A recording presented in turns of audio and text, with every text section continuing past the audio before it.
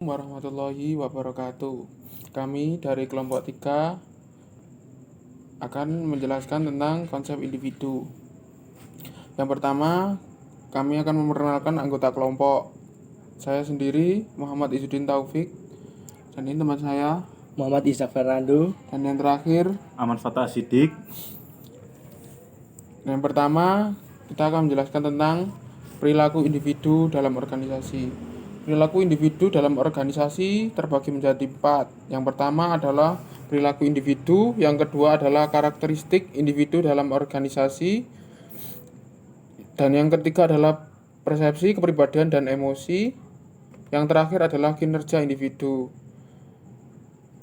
Perilaku individu adalah perilaku dalam organisasi yang dibentuk interaksi antara karakteristik individu dengan karakteristik organisasi.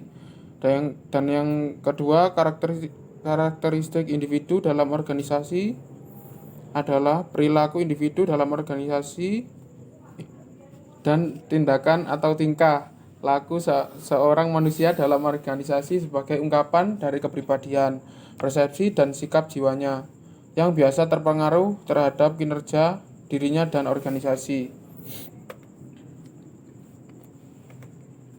Dan yang ketiga adalah persepsi, kepribadian, dan emosi.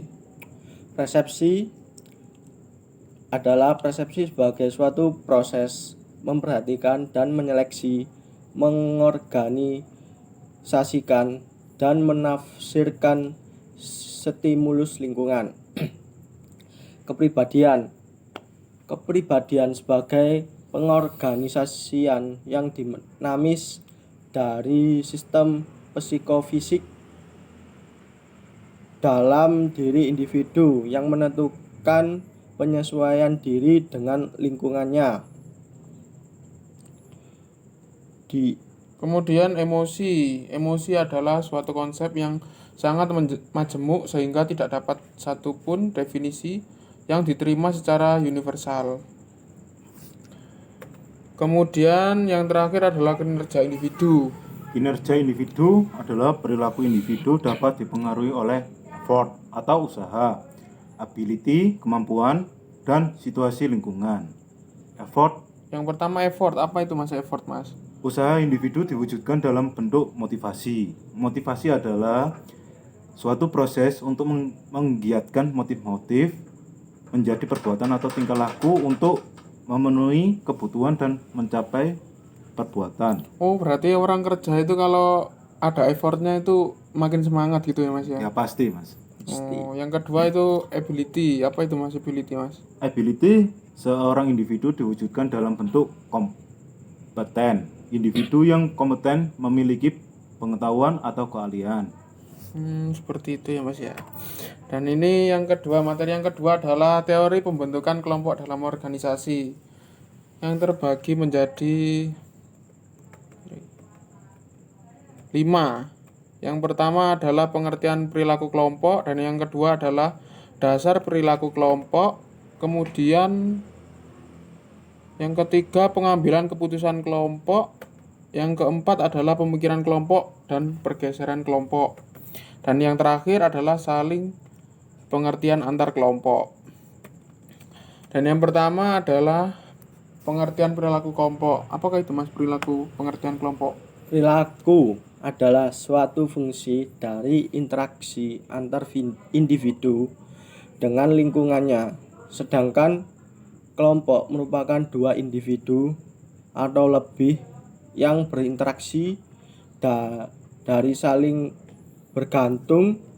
bergabung untuk mencapai sasaran tertentu. Yang kedua adalah dasar-dasar perilaku kelompok. Dasar-dasar perilaku kelompok dibagi menjadi 7. Apa itu Mas? Apa aja itu Mas? Kelompok didefinisikan 2 kelompok formal, 3 kelompok informal, 4 kelompok komando, 5 kelompok tugas, 6 kelompok kepentingan, 7 kelompok persahabatan. Oh iya Mas, tadi kan perilaku kelompok pengertiannya belum dijelaskan. Coba dijelaskan Mas pengertian perilaku kelompok. Pengertian perilaku kelompok adalah perilaku yang dilakukan dua atau lebih individu untuk menghasilkan presentasi yang positif baik untuk jangka panjang dan pertumbuhan diri. Oh iya Mas, kan ada faktor-faktor juga untuk kesuksesan kelompok. Apa itu Mas?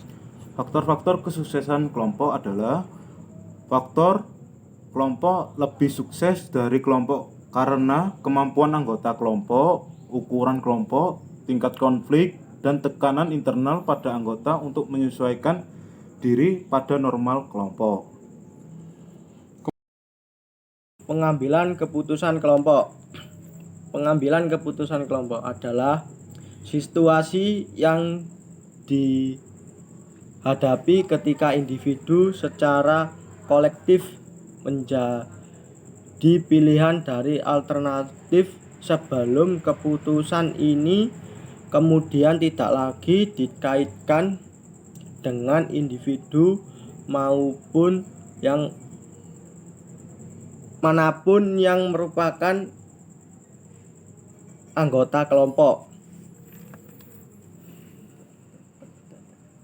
Kemudian efektivitas dan efisien. Efektivitas keputusan didefinisikan menurut kriteria kecepatan, individu lebih unggul. Jika kreativitas itu penting, kelompok cenderung lebih efektif daripada individu. Kemudian yang keempat adalah pemikiran kelompok dan pergeseran kelompok. Pemikiran kelompok dan pergeseran kelompok ada dua fenomena. Yang pertama, Mas, fenomenanya. Fenomena yang pertama yang disebut pikiran kelompok. Fenomena ini menggambarkan situasi ketika tekanan kelompok untuk kesesuaian menghalangi kelompok untuk menghargai secara kritis pandangan-pandangan yang tak biasa, minoritas, atau tak populer. Fenomena kedua yang kami tinjau disebut pergeseran kelompok, membahas seperangkat alternatif dan mencapai pemecahan tertentu. Para anggota kelompok cenderung membesarkan posisi awal yang mereka anut. Kemudian yang kelima adalah saling pengertian antar kelompok. Konsep dasar yang erat kaitannya dalam hubungan antar kelompok adalah kekuasaan. Kekuasaan akan berkombinasi dengan berbagai variabel lain sehingga akan menentukan bentuk dan pola hubungan antar kelompok. Beberapa pola yang terbentuk dari kelompok antar kelompok. Yang pertama adalah akulturasi. Akulturasi terjadi manakala kebudayaan dua kelompok, ras atau etnis yang bertemu mulai berbaur dan berpadu. Hubungan antar kelompok yaitu A. Genosida, dan yang B adalah pengusiran, kemudian perbudakan, dan yang terakhir adalah segregasi.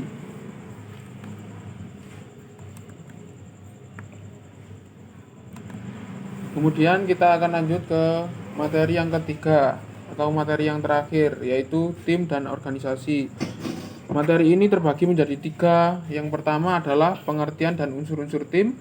Yang kedua adalah manfaat membangun tim. Dan yang terakhir adalah membangun rasa kebersamaan dan kebanggaan tim. Yang pertama adalah pengertian dan unsur-unsur tim, yaitu Tim adalah tim yang memiliki kinerja yang sangat tinggi. Tim seperti ini dapat memanfaatkan segala energi yang ada di dalam tim tersebut untuk menghasilkan sesuatu. Tim dinamis merupakan tim yang penuh dengan rasa percaya diri. Tim yang para anggotanya menyadari kekuatan dan kelemahannya untuk mencapai suatu tujuan yang telah diterapkan bersama.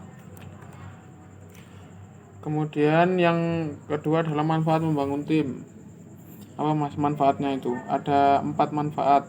Yang pertama, Dengan adanya tim, sasaran yang realistis ditentukan dan dapat dicapai secara optimal.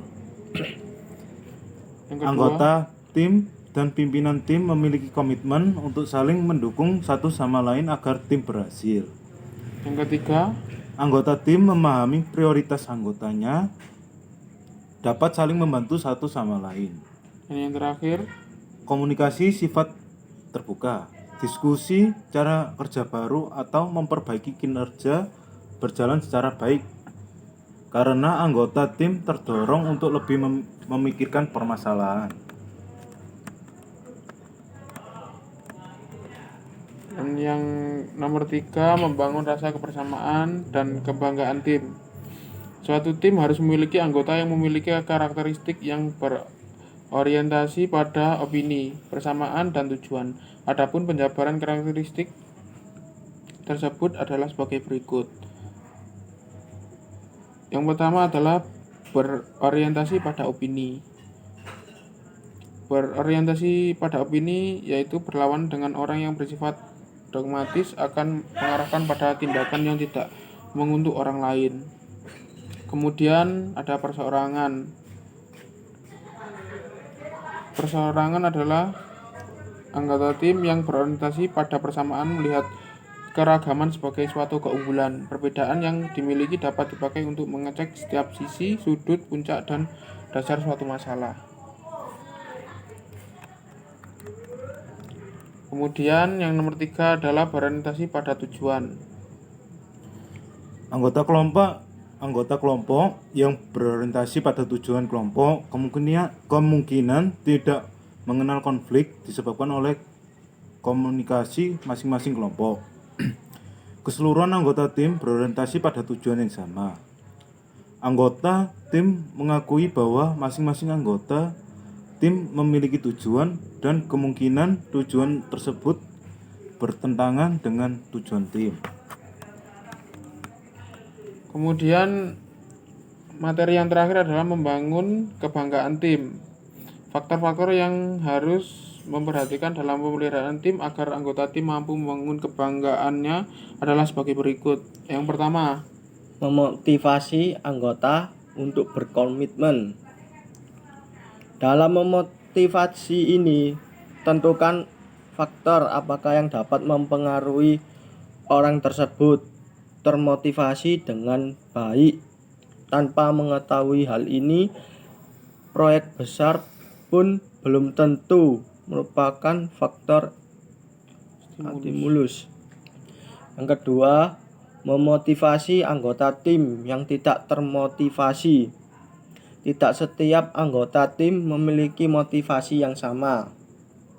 Ada anggota tim yang produktif, ada pula yang enggan berpartisipasi secara aktif. Untuk itu diperlukan beberapa strategi yang jitu. Strategi tersebut antara lain dapatkan nasihat dari mereka. 2. Jadikan mereka sebagai guru. 3. Libatkan mereka dalam presentasi. Dan yang terakhir, yang keempat, delegasikan kepada mereka proyek bintang.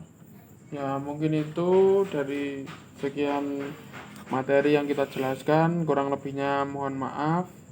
Saya akhiri perwakilan dari kelompok 3. Assalamualaikum warahmatullahi wabarakatuh.